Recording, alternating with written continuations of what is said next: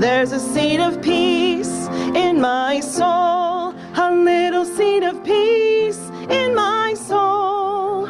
I'm gonna tend it every day so that it grows strong. All this I pray, then that seed of peace soon will bloom in my soul. There's a seed of joy in my soul, a little seed of joy in my soul. I'm gonna tend it every day so that it grows strong. All this I pray, then that seed of joy soon will bloom in my soul. There's a seed of love in my soul, a little seed of love in my soul. I'm gonna tend it every day so that it grows strong. All this I pray, then that seed of love soon will bloom in my soul. Welcome in.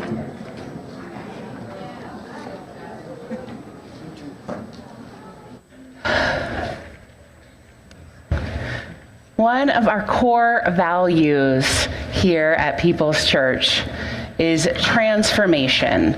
See, our values up there, which anagrams to jet pig.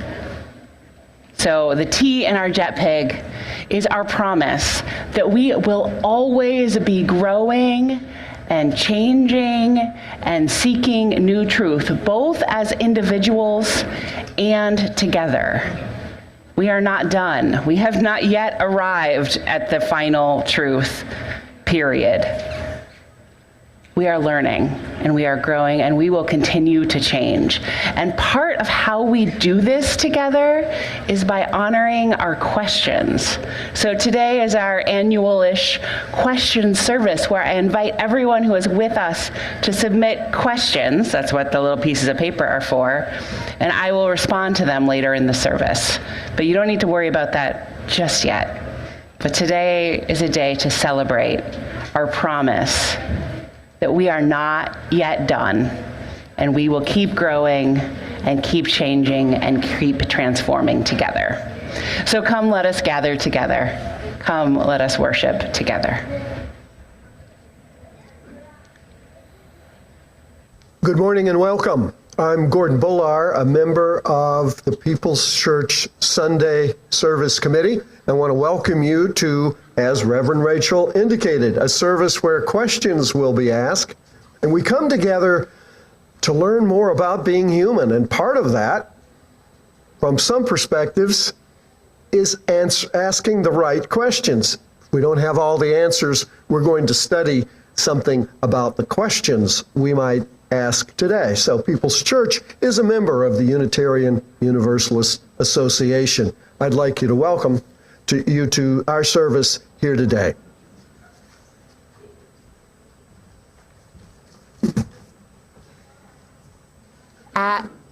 As we begin, a few announcements. Today we are also honoring our partnership with a local Scouting America troop. That's why people in the outfits are here today. We'll hear a little bit more about that in a few minutes. After the service today is our art wall reception. So I hope you, like me, have been admiring this beautiful work on the wall that we've had up for a few weeks now. And the artist will be here and we will get to talk with them if we want, or just admire, and there will be snacks. Next Saturday is our monthly second Saturday potluck and programs. So please come to church at noon for a potluck if you like. Bring something to share. And then around 1, we'll begin a crafternoon. So that's an afternoon with crafts. So bring a project if you have one, or you can come do some simple Valentine's Day crafts with me. If you think it would be good for your spirit to like glue some stuff on construction paper or do some very simple folding crafts, come join me for that. Our stewardship season will be upon us in a few weeks in March. This is when we ask people to make their financial commitment to the church, so then we can do the whole budgeting, everything. This year we'll be having a series of grateful gatherings. So these are small group gatherings where we talk about what the church means to us, the church's financial realities, and our generosity. So right now, we're looking for a few people to host gatherings. These can happen at your home, here at the church, or some other place where there's quiet, where uninterrupted conversation is possible. And we ask you to host and provide some food. That could be a full meal, it could be a dessert, it could be a coffee. And other folks will actually be doing the talking about money portion. So if you want to be involved but don't want to be the one having to do that bit, this is a perfect opportunity. So come talk to me if you have the capacity to do this in March. And now we have an announcement about our auction. Oh, keep ringing the bell, I hear. Yep.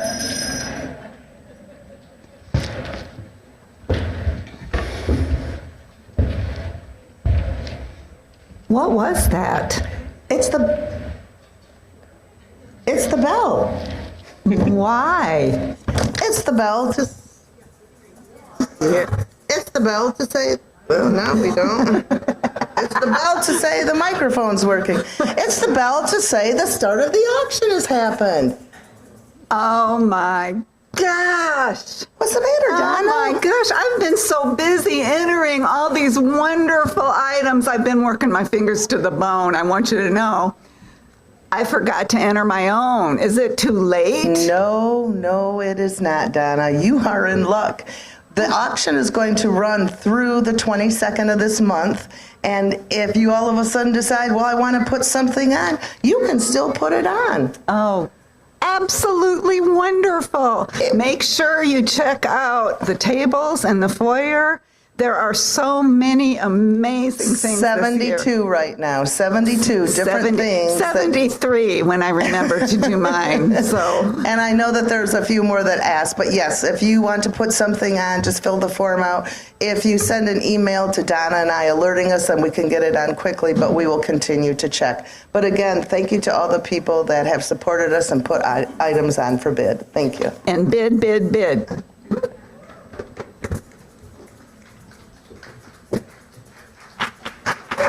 Thank you. Now, as we light our chalice, I would like Catherine to come forward to help us do that. Is Catherine here? Well, I know she's here somewhere. Oh, good. All right. You can help. Yeah, all right, good. Come on right up and Reverend Rachel will orient you. And I understand you have a birthday coming up pretty soon, Catherine, so happy birthday. We won't sing happy birthday, but we wish you that. So as we light our chalice, if you are lighting a chalice at home, may I encourage you to type in the chat box, a chalice is lit or lighted in your street, city, or name. And our chalice lighting is Open to Unexpected Answers by Julianne Lepp. We seek our place in the world and the answers to our heart's deep questions. As we seek, may our hearts be open to unexpected answers. May the light of our chalice remind us that this is a community of warmth, of wisdom, and welcoming multiple truths. And now as we move into time for all today, go ahead. Sorry.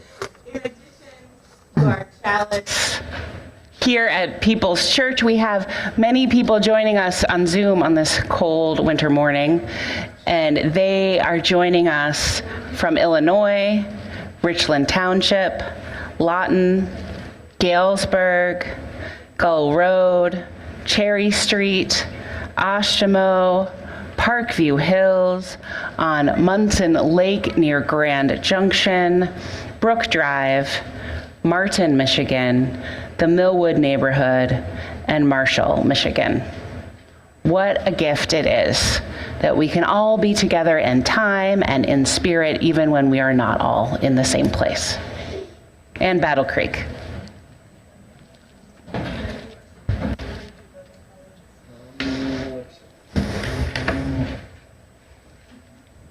Sure. Do I introduce it before You're going to do another song? Oh, we're going to intro. Yeah. Oh, goodness. Sorry. It's okay. Oh, my goodness. Go for the I invite you all to rise and body your spirit to sing our opening song together.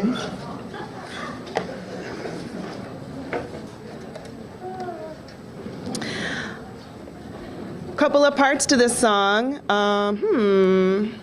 I'll start you kind of midway down the page. Mystery, mystery, life is a riddle and a mystery.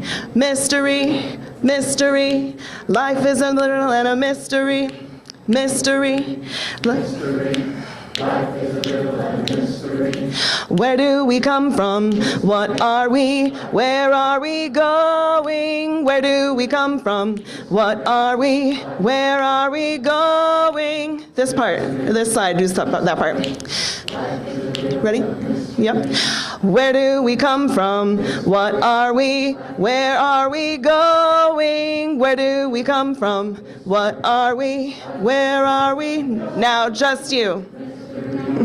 Or not. Where are we going? Where do we come from? What are we? Yeah, that sounds better. Where do we come from? What are we? Where do we come from?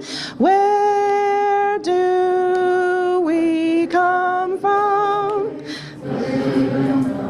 What are we? Where are we going? Where do we come from? What are we? Back to mystery. Mystery, mystery, life is a riddle and a mystery. Mystery, mystery, life is a riddle and a mystery. Thank you.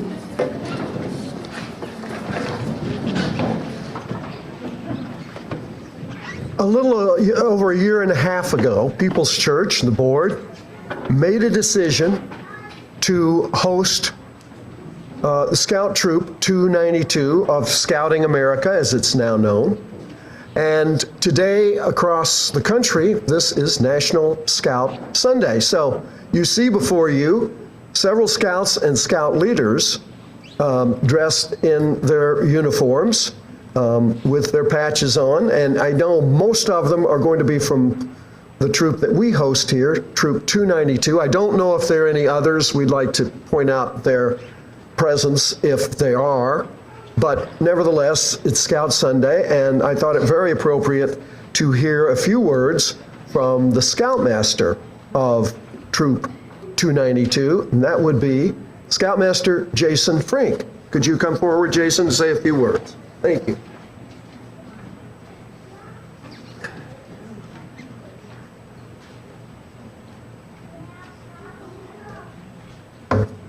Thank you, Gordon. Just a little bit about Troop 292. We have 34 youth on the books. 32 of them are active, and by active I mean come most to every meeting and come to functions. Of those 32 active scouts, all but 2 have advanced in rank in this past year, so they have moved up to first class or star or life. So that's really quite an achievement. Some highlights from the previous year. We did spend a night on the USS Edson, which was a good time. We did a multi-day kayaking trip. We went to summer camp like we always do, and I think you guys might find this one interesting. The scouts do all the planning for the campouts. That we are 100% youth-led, so they decide what we're going to do and what are going to be the activities. And our job is mostly to make sure nobody accidentally cuts their leg off. That's sort of the big deal. Oh, and we have to drive them there. So wherever the campout's going to be, we have to drive them.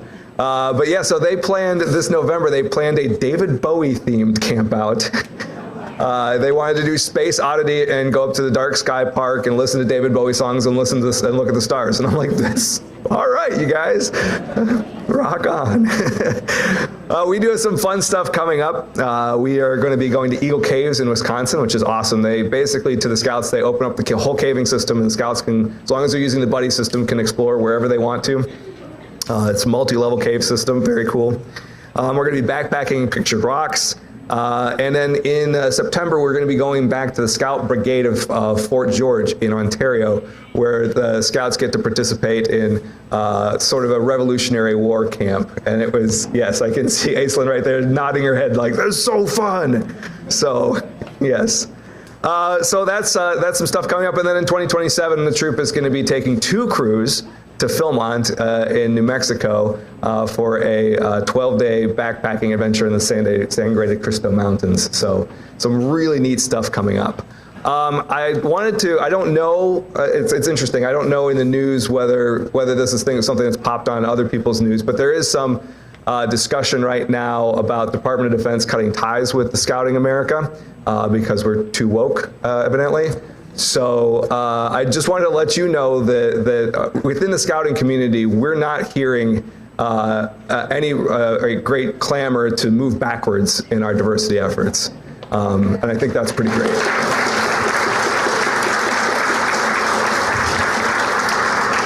I'm personally very proud of the value that our troop has put on diversity, and I'm glad that Scouting America is catching up with 292. So. So I think that the reason for that is obviously I want to make sure, and we want to make sure, the leaders want to make sure that every kid has the opportunity to do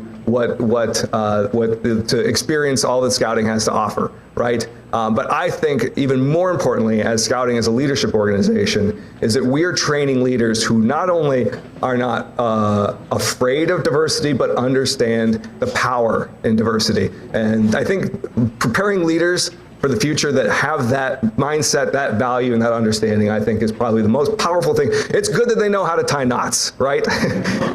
And build a campfire. Those skills are not going away. But I think as developing our upcoming leaders, I think that I am grateful for what Troop 292 does, and we couldn't do it without the support of People's Church. We feel like we are in the right place, and we are so grateful for giving us a home where we feel welcome. So thank you very much.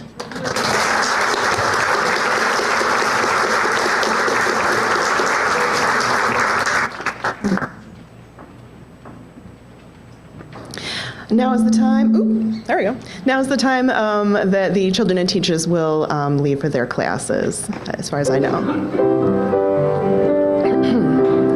Go forth in peace, in search of wisdom, with love to guide you on your way, and may the joy of life surround you wherever you may go.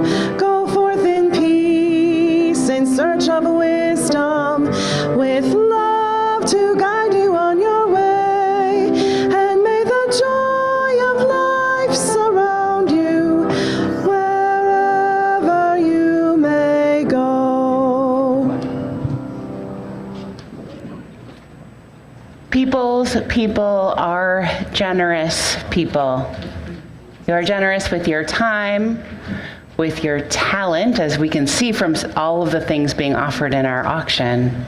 You're generous with your treasure and with your trust. So People's Church is a community that is willing to try things, even when we're not entirely sure what we are saying yes to. I have recently been with other UU ministers talking about how we meet this moment as a congregation, as congregations.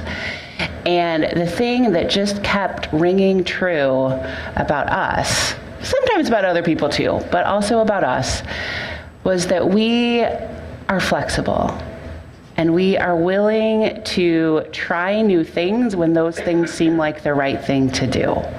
Whether that's when I get an email saying, hey, there's a scout troop that needs what do I even call it? A new executive officer sponsoring charter something. I don't even know the words still, I should. And we don't know what that means, but we say, maybe let's have a conversation. Or when COVID means we cannot gather in person, so people figured out how to use Zoom for the first time. And then we figured out how to run an entire religious education program outside, even in January. Right? There are just these things that we are like, we don't know exactly what we're doing, but we're going to try it and see what happens. And I think that might be one of the superpowers of this congregation. Sometimes it doesn't work, and I can tell those stories. I tell those ones more privately. And that's useful too, even when it doesn't work. But a lot of the time, we can surprise ourselves by what we're capable of when we think, I'd never thought about that, but maybe we should give it a try. So this is the moment where I invite you to continue being generous in all of the ways, but in this moment, especially with your money. The offering will now be received.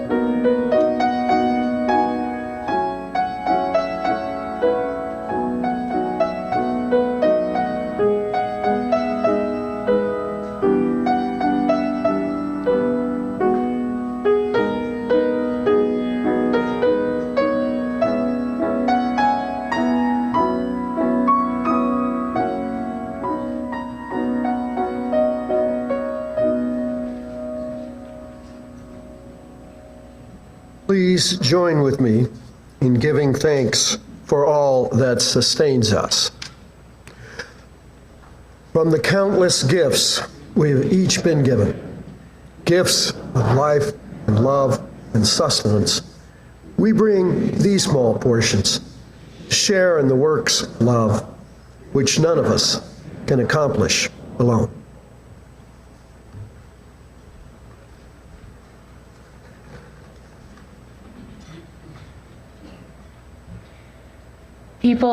People care for one another. And today in our service, I am offering a new ritual to embody this caring. It'll be based on the poem Inviting Spaciousness by Rosemary Watola Tromer. Today, when the heart is a small, tight knot, I do not try to untangle it. I don't tug on the strings in a desperate attempt to unravel it. I don't even wonder how it got so snarled. Instead, I imagine cradling it, cupping it with my hands like something precious, something wounded, a bird with a broken wing. I cradle my heart like the frightened thing it is. I imagine all the other frightened hearts, and I imagine them all being held in love. And I breathe. I breathe and feel how the breathing invites a spaciousness, I breathe and let myself be moved by the breathing as I open and soften, open and soften, and nothing changes, and everything changes. The heart, still a knot, remembers. It knows how to love. It knows it is not alone. Let's hear it again. Today, when the heart is a small, tight knot, I do not try to untangle it. I don't tug on the strings in a desperate attempt to unravel it. I don't even wonder how it got so snarled. Is anything making your heart a small, tight knot today? I invite you to name it aloud or to hold it quietly in your heart.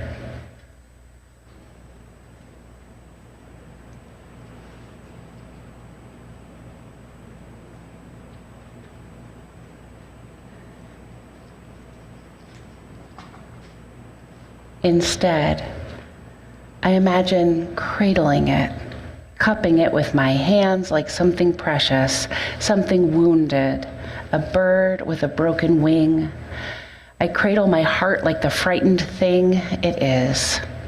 I imagine all the other frightened hearts, and I imagine them all being held in love. Whose hearts do you imagine held in love today?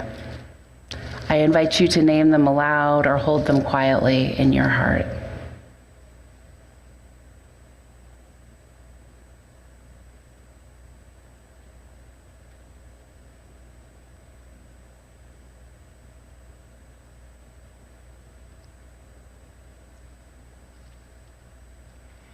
And I breathe.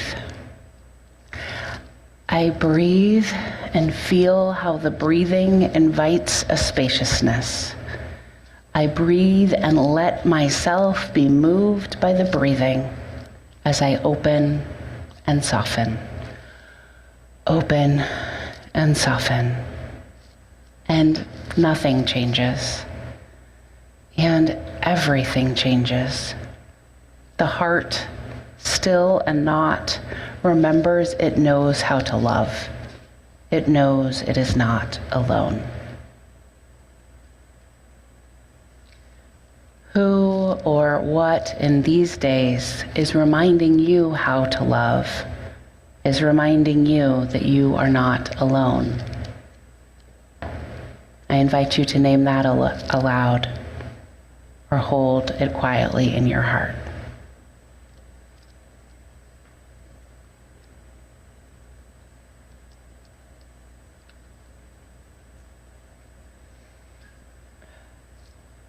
Now I invite you into a few moments of silence.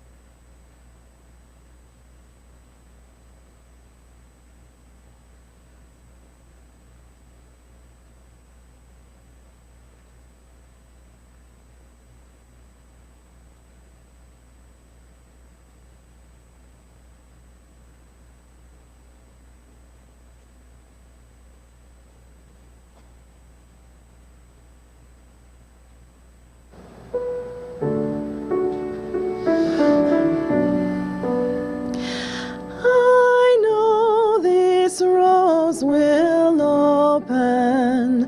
I know my fear will burn away. I know my soul will unfurl its wings.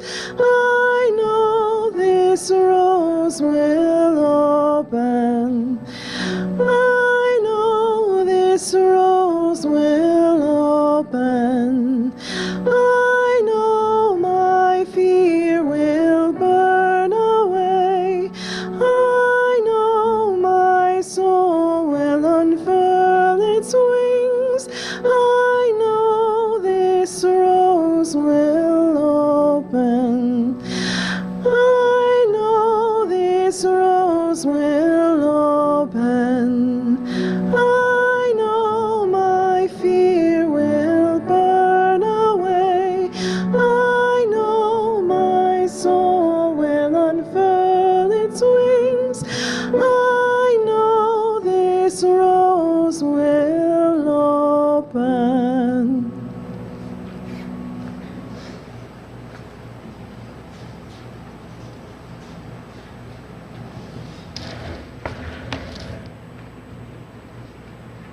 At People's Church, we aspire to be a people who grow and change and transform.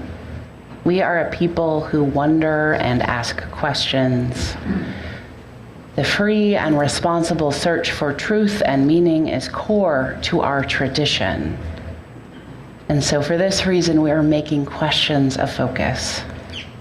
So this is a chance for me and for all of us to learn what questions, what spiritual, moral, ethical questions, what questions about our church and our tradition are in our minds and hearts and souls today. So I will do my best to respond to as many as I can. And notice I said respond and not answer, because most of these questions are big enough that they can invite multiple responses, not one definitive answer. So this is the moment, if you haven't already, to write down a question on the slip of paper that was on your seat when you walked in, or in our Zoom chat box. We'll answer these questions in a few minutes. And know that this is just one moment in an unfolding conversation, right? So we don't have time for all the questions today, but I will read over them and return to them. And every year, there are at least a few of the questions that are so big and so juicy that they deserve a whole Sunday just for themselves. So if I don't address yours today, it might be because it requires that level of care and perhaps research to really go into well. And know that this service, which we do about once a year, is not your only chance to ask questions here. If the right question comes to you on the drive home or next week or next month, please reach out. I love having these sorts of conversations. I love to know what's in your heart and on your mind and in your soul. So as you write your questions, I invite you to pass them to the center aisle where I will pick them up. If you need a pen or a pencil, perhaps your neighbor has one. There's also some at the tables in the back. And it looks like we have some handy people who are handing some out, which is amazing. And now we have some, I think, legally distinct from the Jeopardy theme song question writing music now.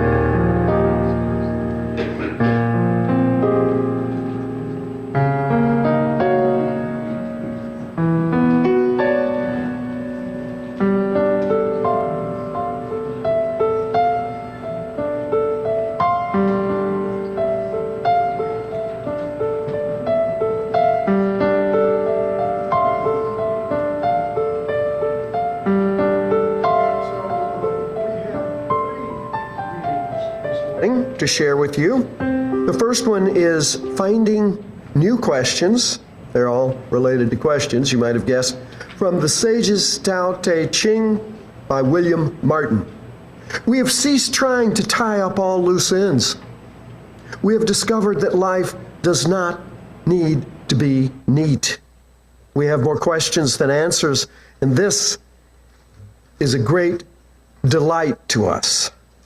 We trust the mystery of life without having to possess it.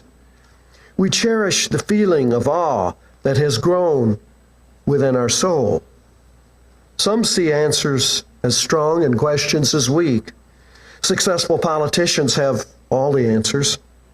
But I tell you the truth, the happy person is not the one with all the answers. Each new question is an affirmation of the delight of living. What new question have you discovered today? And our second reading was by Sean Parker Dennison, thanks to Marie Kondo. Now I have the question to ask myself and others as we navigate the changes, both painful and brilliant, both within and without this messy world. It isn't so much learning the perfect fold or which container to use. We've all been taught that hoarding will help us feel better, that we will not feel so all alone. But closets full of clothes only hide the skeletons, and all these things I've gathered around me are not the same as company, are not the same as hope. I've been preparing for the worst, for all the apocalypses I can imagine. I've been saving all of this instead of saving my soul, instead of being here in this moment. I don't think you knew how radical your one small question could be if applied to all things presidents, protests, and Proud Boys. Does this spark joy? And now the final reading from Bless Me, Ultima by Rodolfo Anaya. Our final reading is a passage from the novel Bless Me, Ultima. The novel is told from the perspective of a boy named Antonio. In this passage, Antonio is 9 years old, having a conversation with his father. Papa, I ask after a while, why is there evil in the world? Ah, Antonio, you ask so many questions. Didn't the priest at the church explain to you? Didn't you read in your catechism? But I would like to know your answer, I insisted. Oh, well, in that case, well, I will tell you, as I see it, I think most of the things we call evil are not evil at all. It's just that we don't understand those things, so we call them evil. And we fear evil only because we do not understand it. But I took the Holy Communion. I sought understanding, I cut in. My father looked at me, and the way he nodded his head made me feel he was sorry for me. Understanding does not come easy, Tony. You mean God doesn't give understanding? Understanding comes with life, he answered. As a man grows, he sees life and death. He is happy and sad. He works, plays, meets people. Sometimes it takes a lifetime to acquire understanding because, in the end, understanding simply means having a sympathy for people.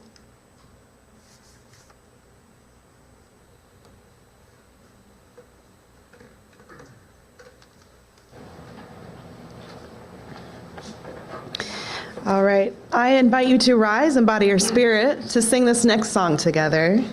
You will need the breathing space. It's a big one.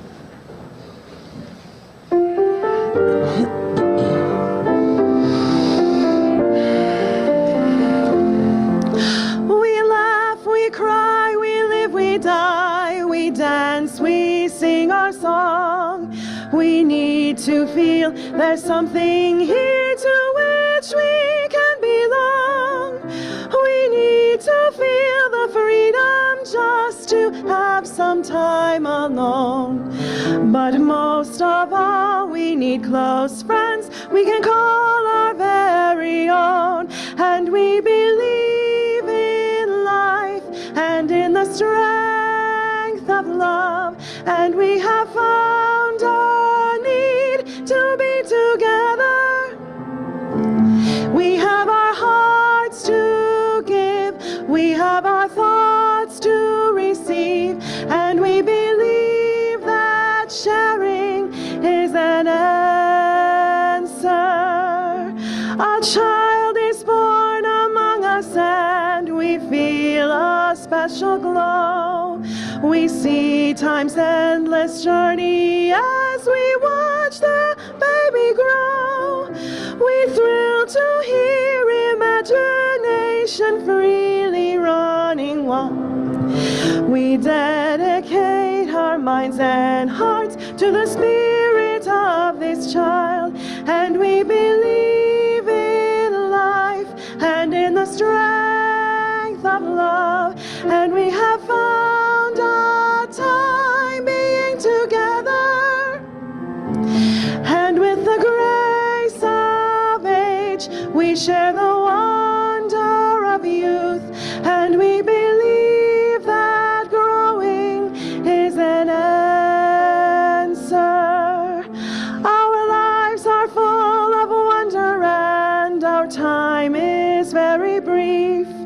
The death of one among us fills us all with pain and grief. But as we live, so shall we die, and when our lives are done, the memories we shared with friends, they will linger on, and we believe in life and in the strength of love, and we have found a place to be together. We have the right to grow, we have the gift to believe that peace within our living is an answer. We seek elusive answers to the questions of this life. We seek to put an end to all the waste of human strife. We search for truth, equality, and blessed peace of mind. And then we come together here to make sense of what we find.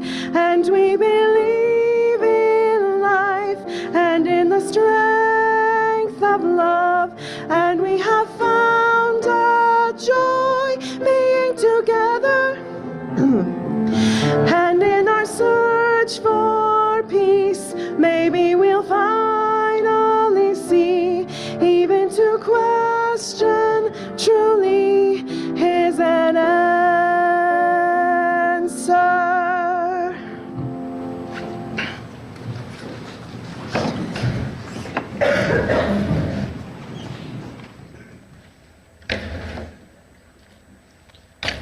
These are this is a rich text, just the questions. Thank you all for trusting me with them.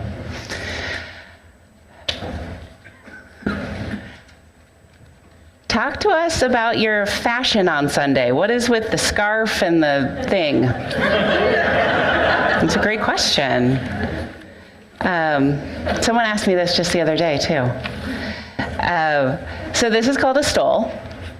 And it is a symbol of ordination in our tradition. So the ritual where a congregation said, you've done all the reading that the UUA says you're supposed to do, you've passed the psychological exams, and now we think that you are a minister. So I didn't wear one before that, and once I was ordained, I started wearing one. My stoles, most of them have a story. They're made for me by someone, or right now I've been inheriting many from colleagues who are retiring. And so when I pick which one I'm going to wear, sometimes it's about the theme of the service or about like whose energy I want with me that day. And then this is my robe, or a preaching gown if you want to be really formal about it.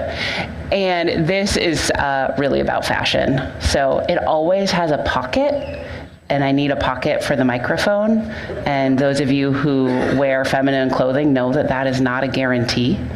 It also, like, it is just loose enough and drapey enough that I can move in ways where I don't have to be self-conscious of if my legs are crossed properly as I sit up here and all of that kind of stuff. So it just like takes a lot of the thinking out of my Sunday morning, and that is a gift. What do you say when people say you or your children are going to hell because you are you? I know, just going right to it. So, I mean, I think there's snarky answers, like that's where all the good people, the interesting people are going to end up or whatever. But if someone, is genuinely concerned about the state of your soul and are asking this or saying this with a lot of love behind it, I tend to ask them like how they understand God and hell, and what, do they think of God as being that rigid and judgmental? What do they understand heaven and hell to be like? Because I think that's really curious, because so many people who will say things like this will then say, oh, God is loving, and that is a contradiction, in my opinion. So our Universalist ancestors, that half of our theological tradition, are people who believed in universal salvation, right? Everyone goes directly to heaven, no exceptions, no matter what. And that was a Christian, continues to be there's lots of Christian Universalists out there. So I think, so there's the snarky, at least you won't be there, so it won't really, kind of nonsense. But also, like, if someone is really worried about your soul, I try, and I don't always succeed. If someone's really worried about my soul, I try to listen for the care that's behind that and have a conversation about it.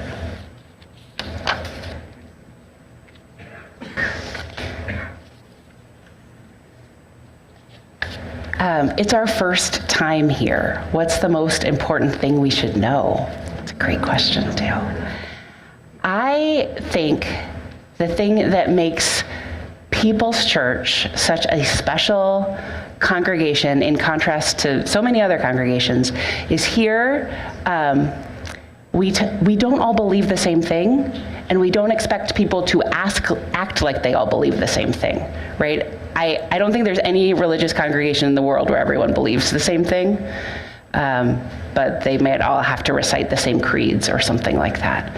And so we are bound together by our shared values, but there's a wide diversity of belief about if and how God is, if and where we might be going or not going, and the afterlife, what exactly it means to be a good person, how do we make these values real. And so I think that is really something special that we offer here. And so we have Christians and Jews and Buddhists and agnostics and atheists and humanists and lots of people who don't really have a great label but just are trying to be a good person here, and that's really special.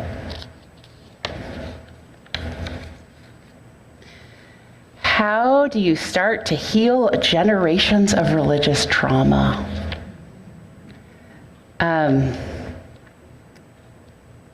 I mean, the fact that you know that you're working on that is a really good start. And then you find a really good therapist who knows what they're doing, right? Like, this is not the work that anyone does alone.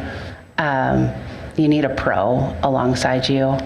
I am not trained to do more than refer in these situations, but please, whoever wrote this, reach out and we can help get you connected with someone who's going to help. We know that so many of us have been really hurt by religion, and we need care to do that healing work. Why a chalice? Good question. So this is our chalice, and we begin most things that begin around here by lighting a chalice. It's a flame inside a chalice cup. And we got this symbol through the work of the Unitarian Service Committee helping people flee Nazi-occupied Europe.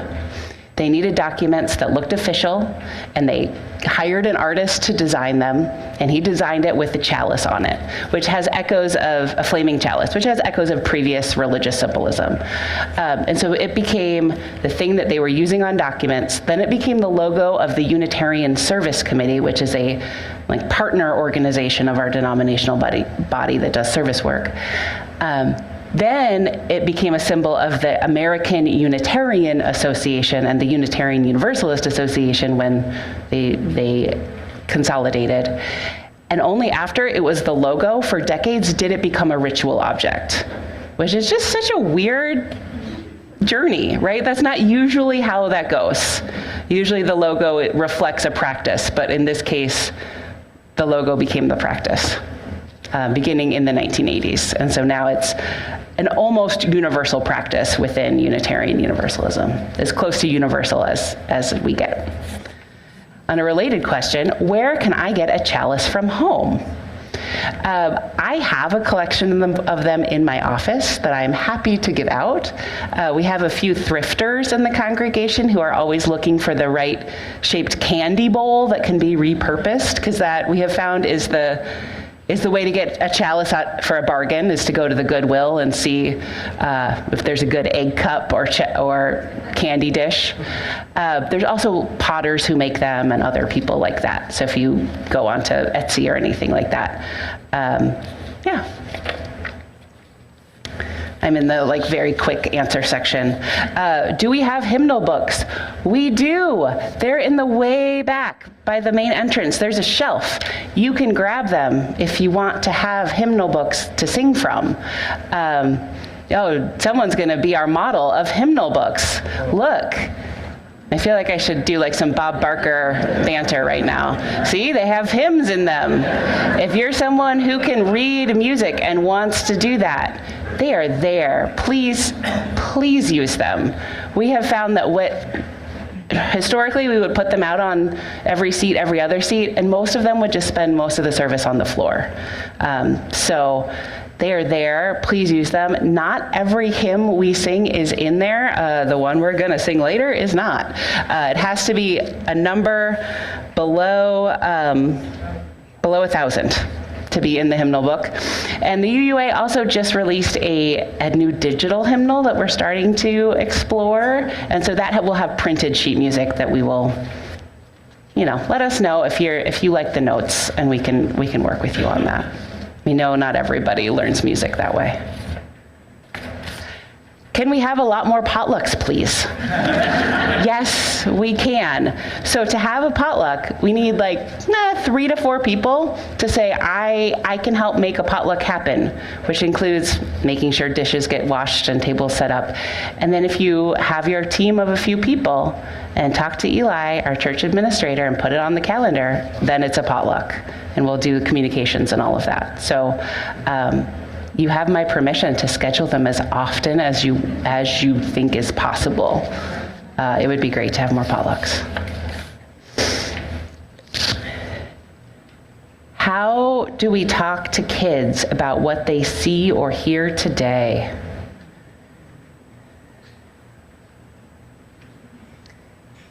This is a hard one, right? I was just talking with some parents yesterday about how we navigate that. I think, it varies across the age span, of course. But, my 2nd and 5th grader hear about the news And if they're going to hear about it on the playground, I want them to hear about it from me as well. And so we've talked about what's happening in Minnesota. That's a place where we have family and dear ones who are right in the thick of things. And last night when we had some other kids over, they started talking about how people got killed in Minnesota. And some of the kids knew and some of them didn't. And so we just do our best and talk about how it isn't right. And there are some people trying to help.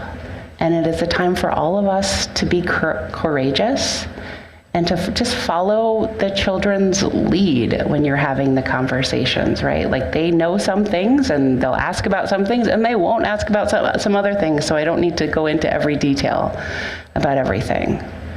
But, we, at this church, we prioritize giving kids age-appropriate information about a lot of things, especially sexuality. We have our middle schoolers learning that stuff right now, but I think it's really important for kids to have some understanding of what's happening in the world. And I wish I could just wrap them in bubble wrap and protect them from all of them, right? From all of it, because it's awful. But that's the world we got. If you have, kids at specific ages and want specific strategies, I can fumble alongside you. I'm not claiming any expertise here, but I think it is really important to talk about what's happening with kids, because they will come home with really distorted ideas if you're not the one, if their grown-ups are not talking to them.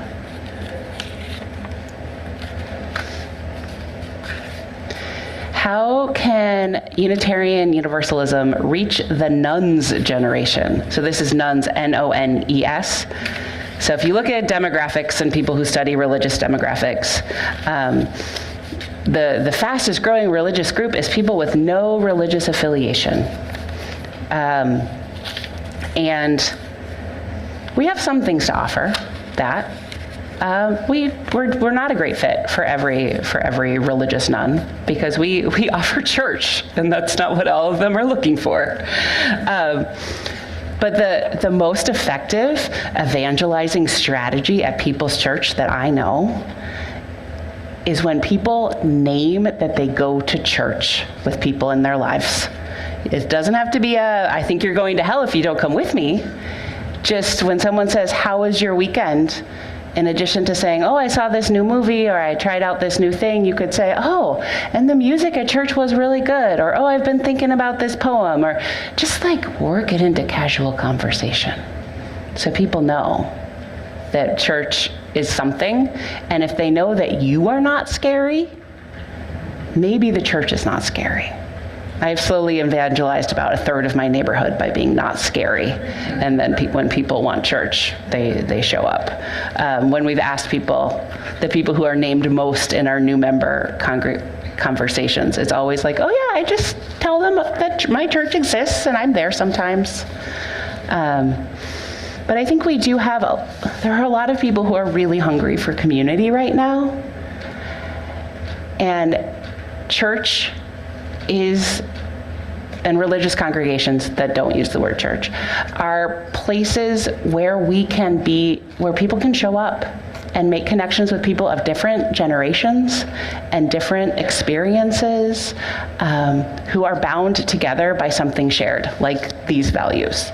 And I think even if you don't think of yourself as a spiritual person or a religious person, it is a gift to have people who value you not for what you're contributing in the workplace or to the family or in any of those sort of ways, but just when you can show up and be here.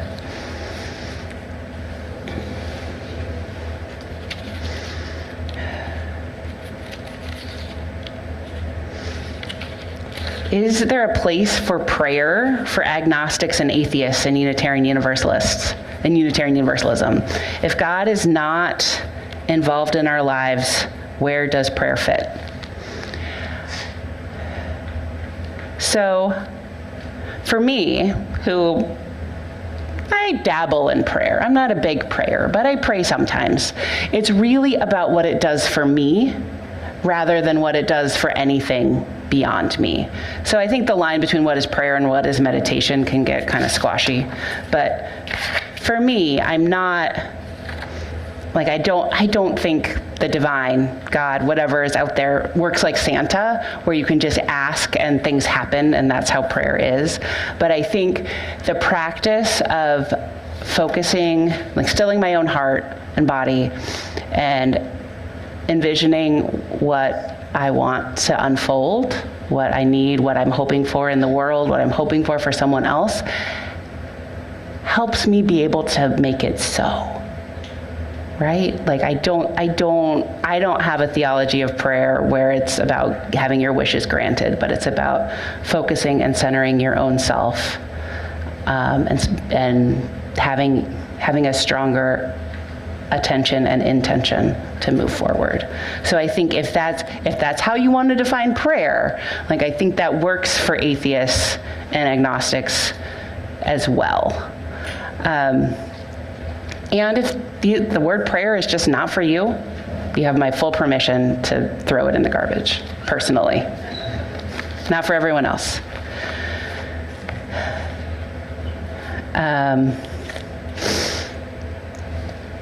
Okay. On a related question is, what does worship mean to us? Because I'm really into these words. So worship, if you want to be a language nerd about it, it comes from an old English word that's about what is worthy. So you can talk about worship is a time to focus on what is worthy.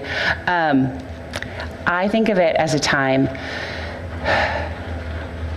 that worship is a word without a direct object.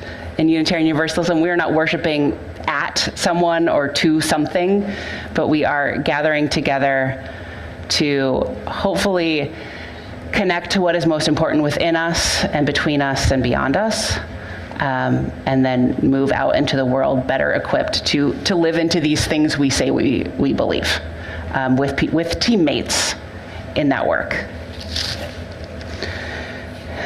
Okay. How can you honor a person's inherent worth and dignity while at the same time strongly disagreeing with their opinions and or actions? There's like 5 or 6 questions that were very similar to this. I think we are struggling here. So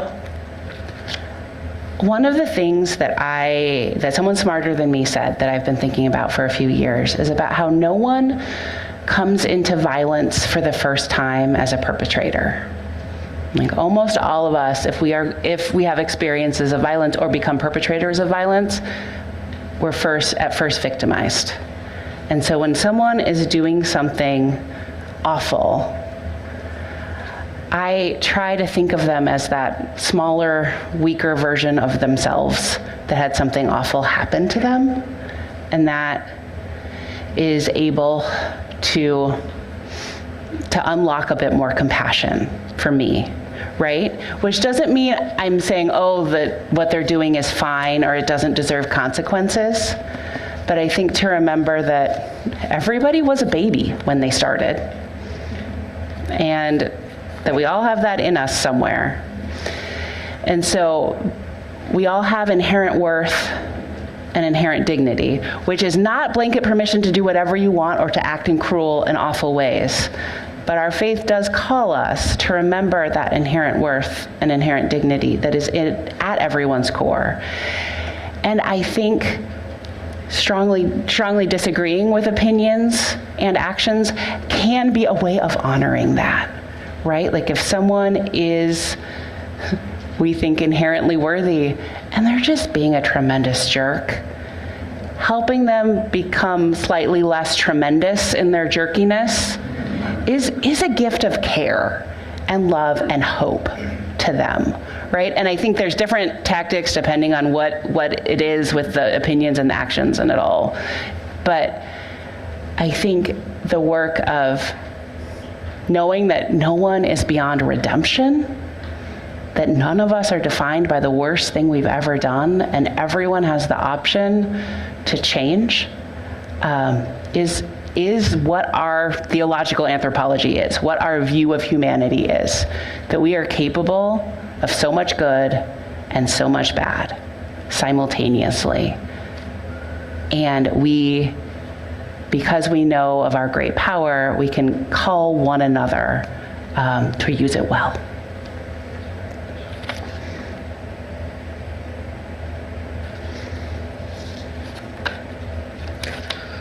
I'm just seeing a few.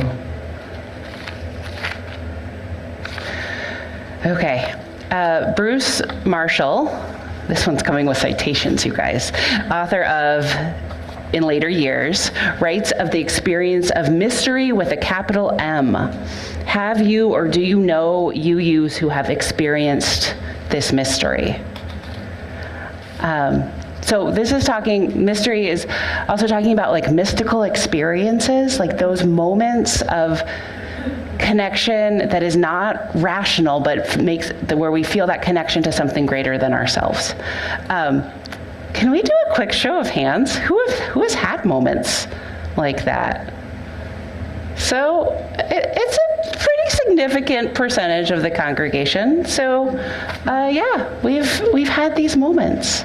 And you're not like doing it wrong if you haven't, right? Like there's lots of different ways to do this. But I think it's a powerful reminder. Okay, there's probably, I dropped a bunch on the floor. I had a whole plan of how this was gonna work.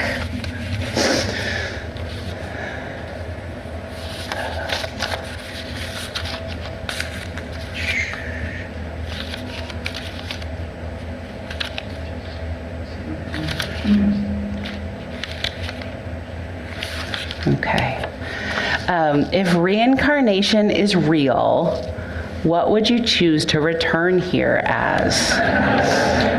Why, and what would you want to learn? I invite you to maybe ask this of each other as we're drinking coffee or lingering around the auction table later. It's a great question. So my jokey answer is a well-loved house cat seems like pretty much the optimal life, right? Like I look at my cats and I think, yeah, I think you can do, I don't think you can do much better than that. The food appears, you get to lie in a sunbeam for hours. But another answer, we also have a pet snake. I guess I'm just not thinking beyond my own household. But like the way reptiles just are so different from mammals. This is a radical idea. Like they eat once a week. They move when it's warm. Like what would that be like? I'd like to experience that. Or maybe something that flies. Yeah, the world is just a magical place, you guys. Full of all kinds of beings having very different experiences than us. And I guess that's where we're ending it for now. Thank you all for these questions. They are good. And we will sing. Oh, thank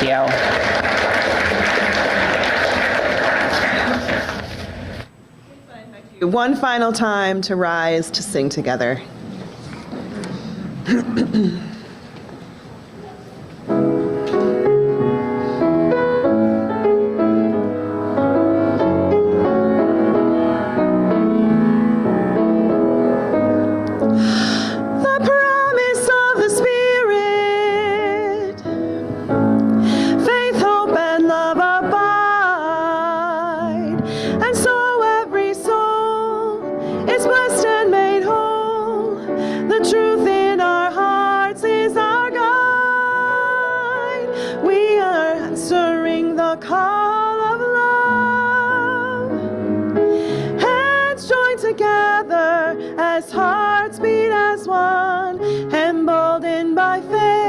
We dare to proclaim we are answering the call of love.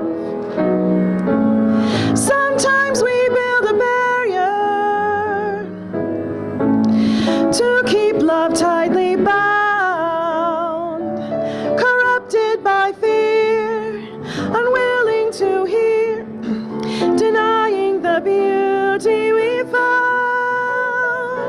We are answering the call of love.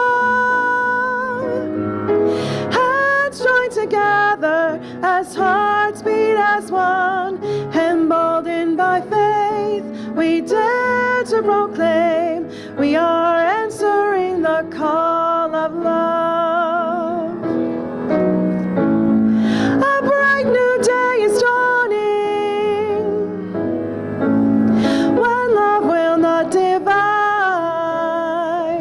Reflections of grace in every embrace, fulfilling the vision divine. We are answering the call of love.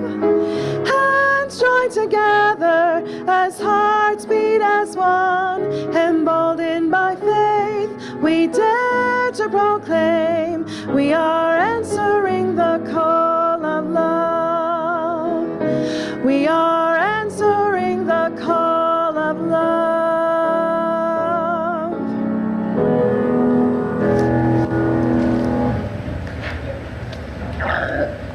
So let us keep asking our questions of ourselves, of one another, as we learn and grow and transform together as we seek to walk this path of love together. Let us go in peace and go in love.